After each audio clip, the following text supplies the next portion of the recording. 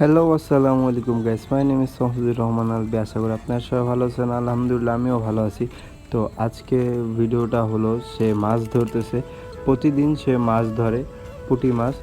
তো চারটা থেকে 6টা পর্যন্ত, মানে আসরের আজানের পর থেকে মাগরিবের আজানের আগ পর্যন্ত প্রতিদিন সে মাছ ধরে 1 থেকে 2 কেজির মতো এই জাল দিয়ে এইখানেই। আমি তো পুরো অবাক হয়ে গেছি। তার সাথে আমি অনেক কথা বলছি। তারপরে সে বলল প্রতিদিন এরকম বিকালে আসে, সে অনেকগুলা মাছ ধরে নিয়ে যায়। তো অনেকে আসে মাছ ধরলে কয় না কে কতখানি ধরে। আমি যে কয়টা মাছ যারা ধরে তাদেরকে জিজ্ঞেস করলে তারা কিছু বলতে চায় না, বলে না ধরি নাই, পাই নাই, পাইছি অল্প, এরকমই কথা বলে।